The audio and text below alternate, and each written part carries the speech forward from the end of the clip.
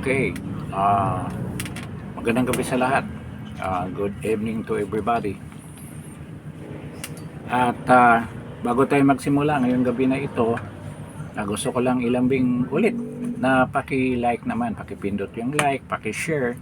Din doon sa mga bagong dumating dito, nanonood dito sa Justin Talk News PH, paki-pindot yung subscribe button. At if you want to be notified if ever we have a new podcast, kindly press the notification bell. So anong pag-usapan natin ngayong gabi na ito? Ito yung regarding sa binalita ng Pangulo kagabi na nahuli na nga, naaresto na si Saldico sa Prague, Czech Republic. So yan ang laman ng mga balita natin the whole day ng mainstream media na nahuli na nga si na-aresto or na-detain si Saldico sa Prague, Czech Republic. So maraming nagre-react, maraming pumapapil, maraming nagsasabi na, lalo na yung mga kapulisan natin na handang-handa nila bantayan, parang ganun, to give protection to Saldico kung darating na siya. At ngayon hindi pa nga nakarating si Saldico, yung DILG secretary parang nagkaroon na siya ng kinikredit niya sa kanyang sarili itong pangyayaring ito. At merong mga balita din nga conflicting diyan sa mga sinasabi ng ating Pangulo, na parang lumalabas na parang nakuryente yata o nabudol ang ating Pangulo. Malamang ito kung totoo yung mga balita na wala na si Saldico diyan sa Prague, diyan sa Czech Republic. Wala na raw siya dyan. So nakalipat na doon ng ibang lugar. So parang nakuryente na tayo diyan na hindi pala solido yung information na binigay ng ating embahada diyan sa Czech Republic, na ma-confirm talaga nila na na-detain si Saldico. Kung titingnan din natin, dahil daw kulang sa dokumento, probably may passport naman yan. Meron siyang passport niyan sigurado. Pero yung passport ng Pilipinas niya, na kinansila na, so wala na yon. So malamang meron siyang passport na ginagamit.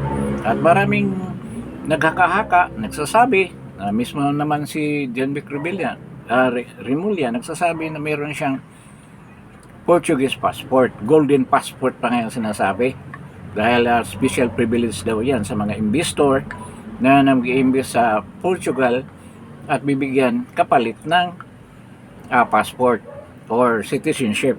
I don't know kung citizenship ba or permanent resident alien lang ang ilalagay, parang green card lang. So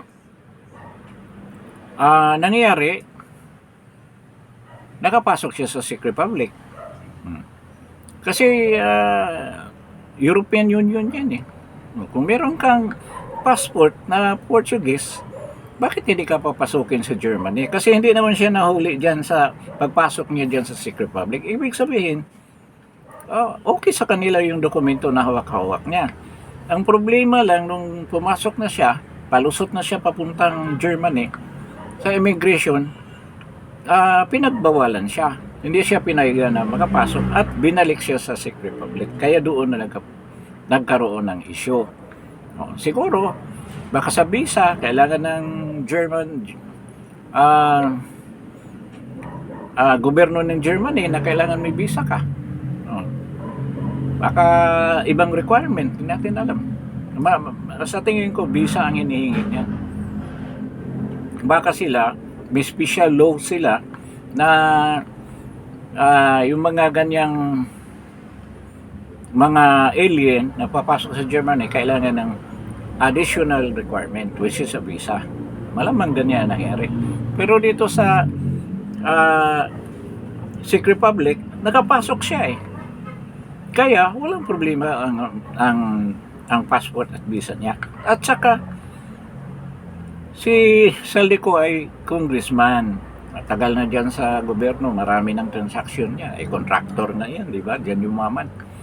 Huwag mo sabihin na hindi niya alam na kung papasok ko sa isang bansa, kailangan meron kang dokumento. Huwag mo sabihin na may nagsabi eh, yung taga embassy na nakalimutan daw yung passport ng Portuguese passport. Nakalimutan daw. Hindi daw dala. Ganyan ba katanga si Saldico? Sa tingin ko hindi. Umahawak na ng bilyones eh. Hindi. Marunong nga magbilang ng trilyon. Kaya hindi yan, sa tingin ko hindi totoo yan na hindi nakalimutan yung passport. At saka alam naman niya na kansilado na yung passport niya sa Pilipinas. Ba't yung pa ang ipapakita niya? Dahil umiikot siya dyan sa Europa, talagang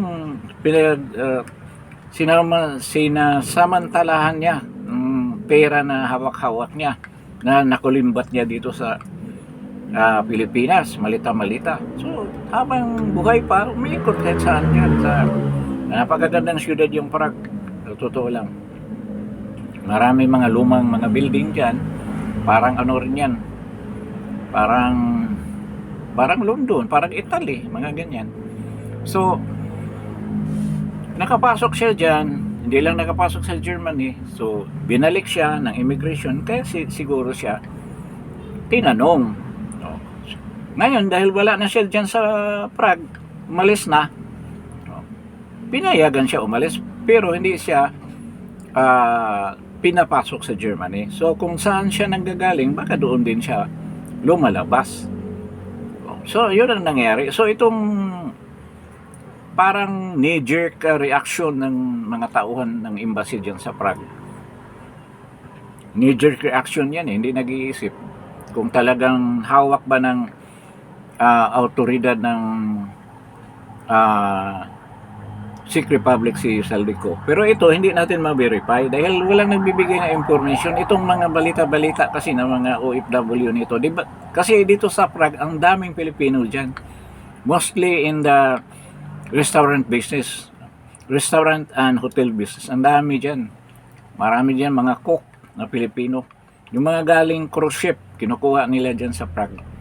Marami dyan. Dahil maraming mayayaman nagpupunta dyan. Kaya nga napakamahal ng lugar na yan. Parang London na rin, mahal ang presyo dyan, mga bilihin. Ngayon, ito nga, kung totoo yung sabi ng mga Pilipino dyan na nagtatrabaho na wala na si Saldico dito.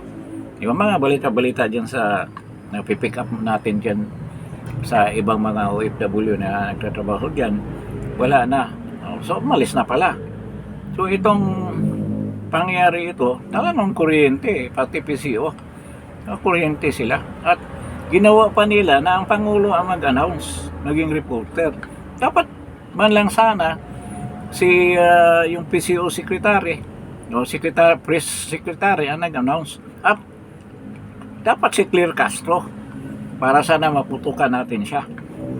Wala pabida-bida kasi ito si Bangag kaya bumabalik sa kanya. Kung hindi maging totoo yan bukas, malaman natin kung anong totoong pangyayari talaga niyan.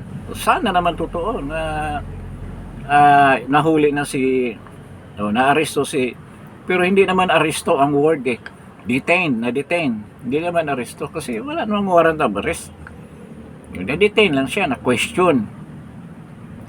Maybe for a couple of hours, na-question siya. With regards to the documentation ng kanyang dala-dala, parang ganun siguro. At ito, excited yung mga taga-embassy dyan dahil nahuli na-aresto na rito, na-detain na, nahuli na, nagagawa kayo ng paraan para tuluyan na ma-deport dyan si Saldico dahil wala man daw tayong extradition treaty with Czech Republic at wala naman talaga, kaya pwede daw i-deport. Kung ganyan kahina ang isip ni Saldico, pwede siya mag-deport. Pero sa tagal na niya dyan, alam na niya kung paano, anong gagawin niya. Kung mangyari ang katulad na event na yan, alam na niya kung paano lusutan yan. Sigurado ako dyan. Matalino si Salico, naging bilyonis nga hawak na pera. So, kung hindi totoo na may Portuguese passport siya, anong ginamit niya pagpasok dyan? O, di ba? Sa Portuguese passport, kaso kini-question lang siguro na immigration ng Germany, kaya hindi siya pinapasok. Dahil kung totoo man, ito mga bulong-bulungan lang dyan sa Czech Republic, na wala na siya dyan, ibig sabihin hawak niya yung passport niya na yung Portuguese passport. So totoo na may Portuguese passport siya as a passport na ginagamit niya pag ikot-ikot, kasi hindi lang naman niya yung natin narinig na si Salico na pupunta ng iba-ibang bansa dyan sa Europa. Alam na natin, galing siya ng France, galing siya ng Switzerland, Luxembourg. Nakikita ko yung mga post niya post ng mga nakakausap niya. So may passport siyang dala-dala, at definitely hindi na yan Philippine passport, dahil alam na, kinansila na nga nung nagbigay ng warrant yung Sandigan Bayan, kansilado na yung passport niya. So yun ang pangyayari dyan. Ngayon, pag-usapan natin ito. Kung halimbawa si Saldico hihingi ng asylum, marami nagsuggest, kahit na si Roque, si Attorney Roque, yun ang sitwasyon na ngayon.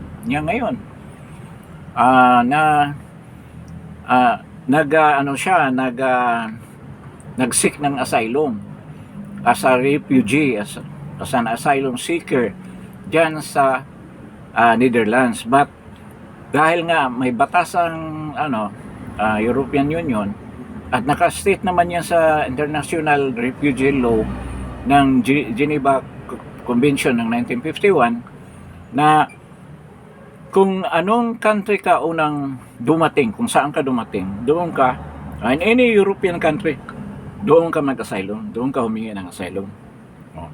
Sa case naman ni kung ilagay natin wala siyang, kasi bakit mag-asylum pang si Saldico na mayroon na siyang passport, accepted na siya o citizen na siya ng Portugal, kung totoo man yan.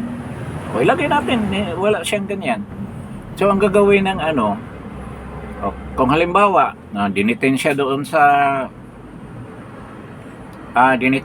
Czech Republic, pwede maging depensa ni Saldico na mag-seek siya ng asylum. Susulat siya o sabihin niya sa police na I'm seeking an asylum to your country. Dahil ganito, bigay siya ng reason na delikado ang buhay niya kung babalik siya sa Pilipinas, na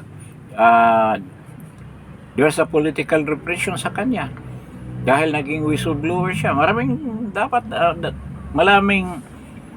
siya magiging reason na mayroon siyang death threat, tinitreat ang buhay niya dahil nga sa mga revelation na binigay niya dyan sa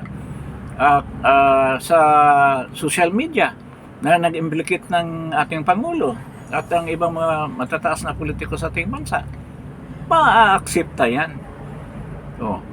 ng Czech Republic, na member naman yan ng European Union. Pero susundin nila yung batas na kung saan ka unang dumaong ng barko pa o sa English pa, you arrive on that place, first country that you arrive. Kung saan ka dumating, doon ka mag-asylum. So, kung ilagay natin na wala siyang passport, pagkaalam ko, diretso siya sa Portugal. I don't know kung Portugal o Spain. Malamang Portugal. Nang dumating siya doon siya dapat mag-asylum. Doon siya mag-seek ng asylum. At ano ba mga provision yan? Mga asylum. Ganito yun.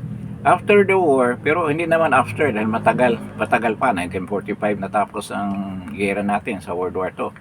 Diyan sa Europe, mga I think 45-46 ganun din. Pero nauna natapos ang Japan gera. Bago yan, dyan sa Europe, 1946. Ilagay natin. So, 1951, nagkaroon ng Geneva Convention. Na-mention niya, 1951 yon. Isa sa mga batas na nagiging article talaga dyan ng Geneva Convention, yung International Law on Refugees, Article 33 yan, na nag-mention, nagdi-discuss about the right ng mga refugees at mga asylum seeker. Na itong mga nag-asylum, mga refugee, hindi sila pwede. Yung minimension nila na non-refoulement. Kung basahin mo, non-refoulement. Pero ang pronunciation yan, dahil yan French word, non-refoulement. Non-refoulement. Parang yan, buzo. Kung mga Francis, buzo. Sa atin, bonjour. Pero sa kanila, buzo. Sa atin, yung sasakyan na basahin natin, meron na dito marami ng bara na to Peugeot, basahin natin. Pero sa kanila, buzo. Ganon ang pronunciation ng mga Francis. So, itong non-refoulement ay nagsasaad na yung mga refugee at yung mga nag-asylum ay hindi pwede i-deport, hindi pwede i-repatriate, hindi pwede expatriate, ang tawag ng isa, repatriate, deportation, hindi pwede. Lalo na kung merong risk sa buhay ng refugee kung babalik siya doon. Halimbawa, wala namang gira ngayon. Kung may gira, definitely hindi sila makabalik. Tulad ng mga Vietnamese na take over nga ng Communist North yung South Vietnam. Kaya maraming mga boat people na umabot pa nga dito sa Bataan. Nagkaroon pa ng refugee camp dyan ng mga Vietnamese. Hindi talaga sila pwede ibalik doon sa lugar kung saan sila galing. Na sigurado naman sila ay may threat sa kanilang buhay dahil nga ang regime bago na.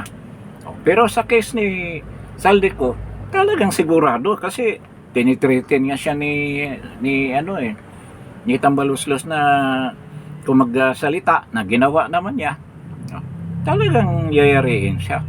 So may threat sa kanyang buhay. May political repression, there is a risk na makukulong siya, matutorture siya.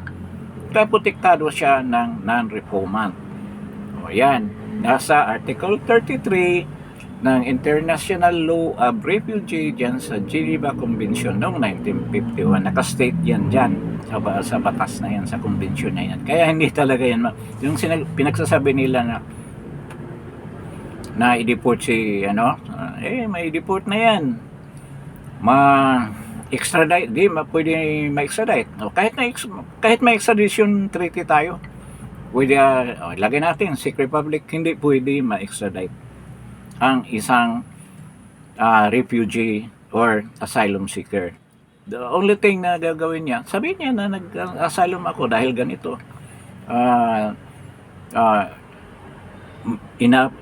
Tinitreaten ako, delikado ang buhay ko, kung uuwi ako doon sa bansa ko, pwede ako mamatay. Kaya hindi ako pwedeng bumalik. Yun ang nangyari kay Roque. Pero dahil una siyang dumating sa Europe, sa Vienna, Austria, doon siya nakatira ngayon sa Vienna.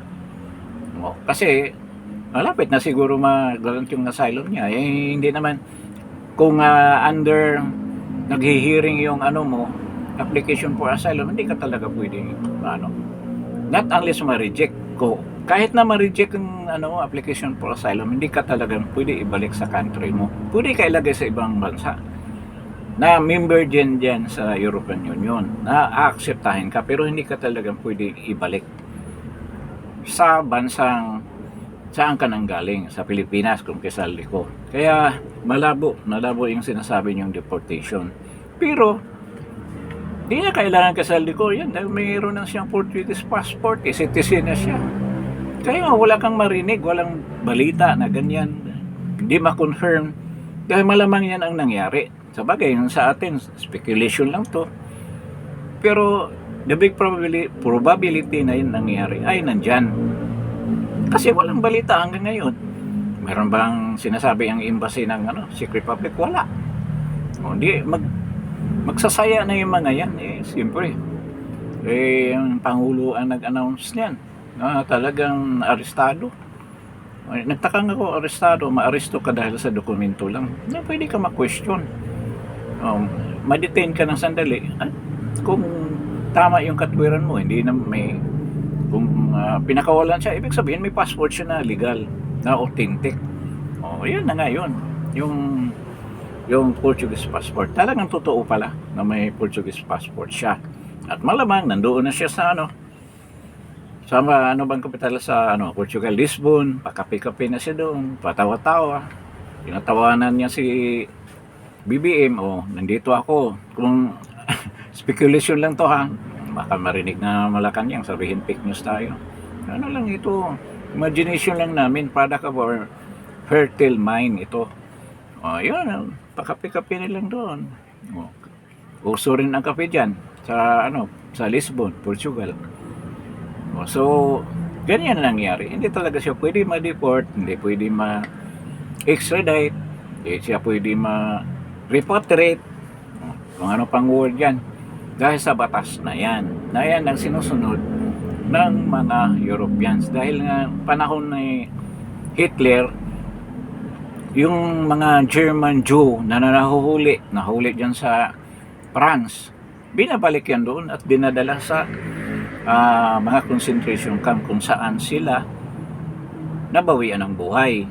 Yan ang nangyari. Kawawa yung mga German Jew doon, mga ninuno ng mga Israelita na nandyan sa Middle East ngayon, nakipag-ira sa Iran. So, yun ang katotohanan dyan. Kaya i-analyze lang natin, hindi talaga paano ma-deport na. Ito lang pinaka-matinding example. Si Juma Sison, ilang taon yan, diniklara pang terorista siya ang head ng terorista organization ng NPA, NDF, NDF, New People's Army. Meron mga attempt na ibalik yan dito ng Netherlands dito sa Philippines. Hindi.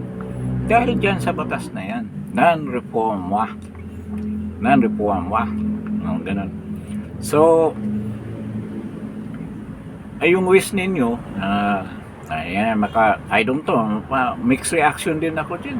Parang gusto ni BBM na mapauwi si Saldico na kasama yung pamilya niya kasama si BBM, yung insertion na magkano yun, 100 million na yung sinabi ni Bernardo na ang nag-ayos ay si yung batang Bersamin, sina Pangandaman.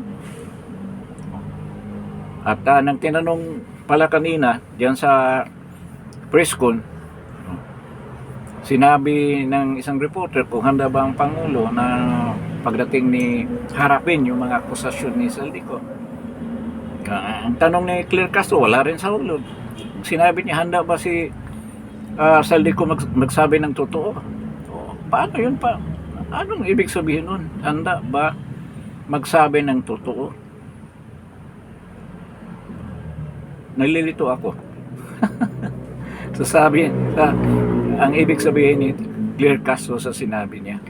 Kaya minsan wala rin sa ulog si Claire Castro Akala mo, pang-vlogger nga talaga ang mga reasoning. Pang-vlogger ang reasoning, hindi pang abogado. Kaya maraming mga senaryo na mangyayari. Kung halimbawa makauwi siya dito, ang unang tanong, baka maninoy siya. Ibig sabihin,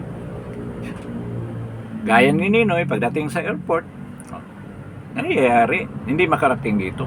Ba't hintayin pa ninyo na yung gawin? Doon sa Europa, Sabagay, madidimanda kayo eh. Kung sa Europa gagawin. Kaya antayin muna makauwi. O, di ba? Kung talagang gawin nila yan, kung talagang uwi si Saldico, pwede yan maging senaryo na pwede rin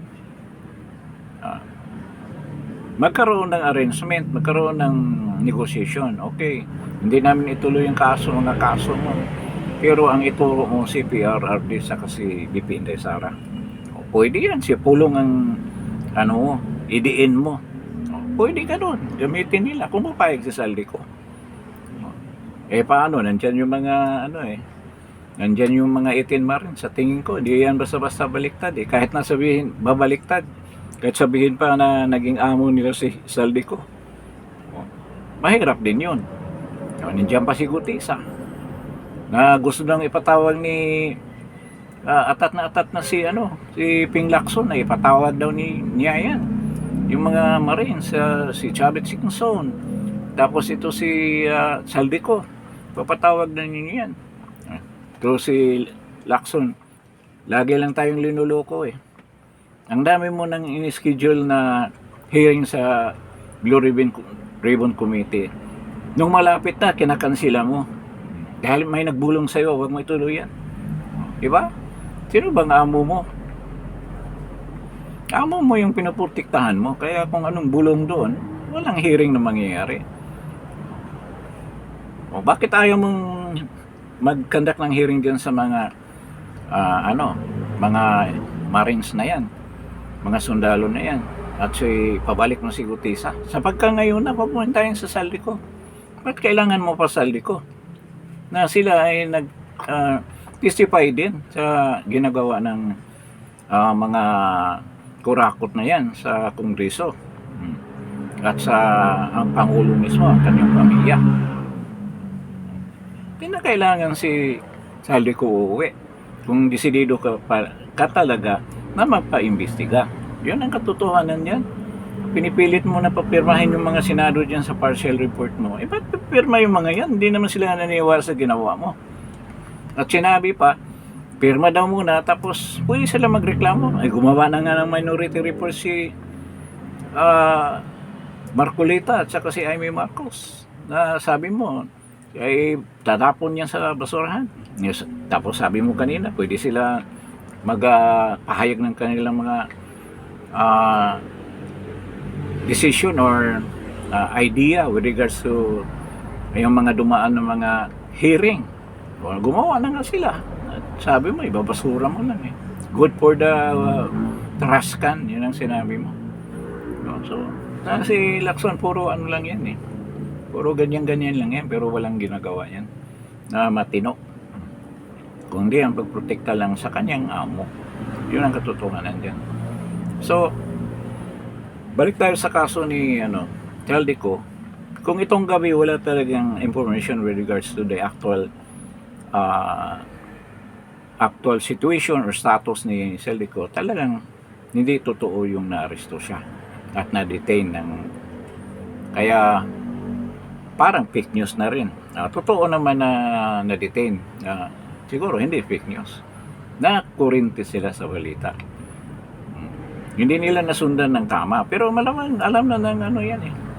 Alam na ng embassy ng Prague. Alam na nila yan. Hindi, ayaw nilang sabihin. Baka masaktan ang Pangulo. Na, Pangulo, ito palang nangyari, ganito, ganyan. Wala, napapahiya na siya dahil in-announce siya prematurely eh. Pinagyayabang pa, tungtuwa pa. At itong mga bayaran nating mainstream media, nagbubunyi. O ngayon, huwag mo munang pauwiin yan para sa akin. Diyan muna, kasi di natin alam kung anong gagawin yan. Baka gurgurin yan, hindi wala na tayong matibay na matibay na testigo. Dapat sa 2028 doon siya lumabas. Pwede siya maging star witness, maging star state witness, at doon magdidelikado sila kung yan ang mag-witness dahil insider yan eh. Kasama yan sa sindikato. Pwede siya humingi ng pardon. Hindi pa naman siya na-convict, pero malamang dito sa Sandigan Bayan yun, makukonvict na yan eh. Kaya pwede siya i-pardon. pwede hingiin niya kay BP Inday Sara, sa presidente. In exchange for the information na pag-testify niya against doon sa mga involved dyan sa flood control na pagnanakaw. So, yun ang antay natin. Yun ang tamang oras na siya ilalabas. Diba? No. May kasamang Marines, may kasamang ayan lahat, sina ni Trigib ano ang apelido? Trigib Ulaybar, at saka si Bersamin, si Adrian Bersamin, at saka yung lolo niya, si Pangandaman. Ayan. Doon sa isang vlog ko, sinabi ko nga, delikado, nasusunod ito kung uuwi man, kung madi-deport, ito si, tawag nito, si Taldico, baka ito ang susunod sa fate ni Cabral. Di ba? Pero mabuti naman na ganyan na nangyayari para ma-preserve natin siya until the time na pwede na natin siyang iharap as witness laban dito sa mga kurakot na to.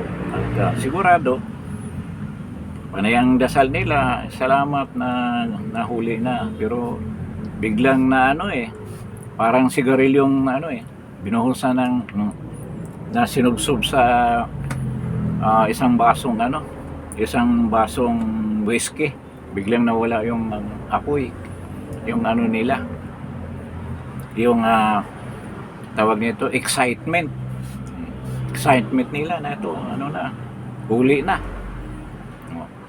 Siguro pahirapan yan pagdating dito, ganyan ang gagawin dyan.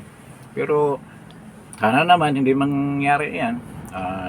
Ka lang muna, relax ka muna dyan, saldi ko kung nasaan ka man, at antayin mo yung tamang time na ibibigay sa iyo ng Panginoon, kung magdasal-dasal ka rin, kahit na marami kang kasalanan, dami mong ninakaw na pera, di ba?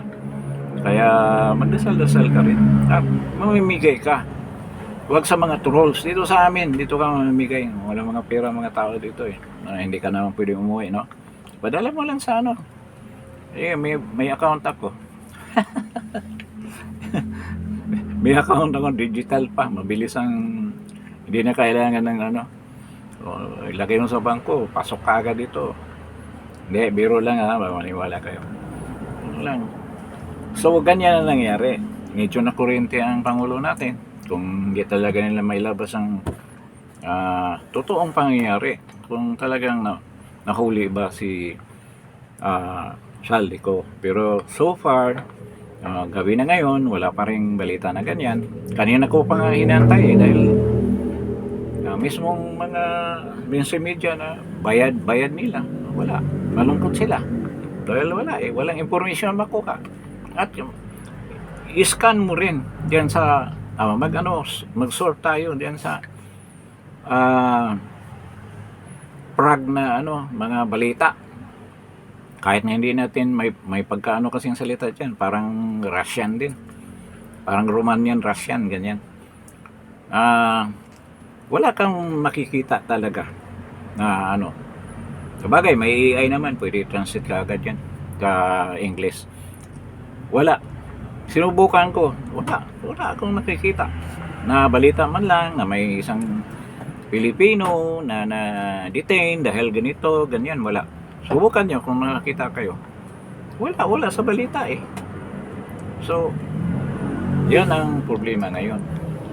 Medyo hindi ko alam kung anong gagawin kung malalaman natin, malalaman ng Malacanang na talaga wala na sa posisyon ng authority ng Czech Republic si Saldico.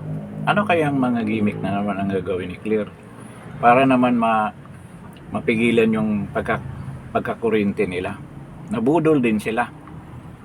So maghanap sila ng reason. Sabagay madali lang yung lusutan mga ganyan pangyayari. Sabagay hindi rin naman nila kasalanan nila dahil naniwala sila kaagad. Kasalanan nung nagbigay ng impormasyon na hindi niya sinigurado kung ano ba talagang tamang status yung mga taga-embassy nandyan sa Czech Republic. So, antayin natin kung anong mangyari nito. Ano bang may development nito bukas.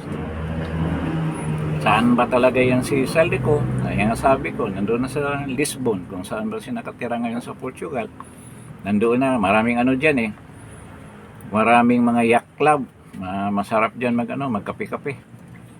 Saka may mga oysters din dyan. Puntahan mo yung mga ano doon, mga puerto niyan na maraming lumalanding na mga fishermen, may mga dala-dalang mga oysters.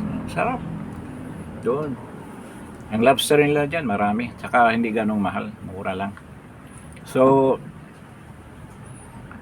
siguro hanggang dito na lang tayo for this episode. Tayo natin bukas kung ano mangyayari. At bago tayo umalis dito sa Just Talk News Page, before you leave this channel, paki-like naman, paki-share.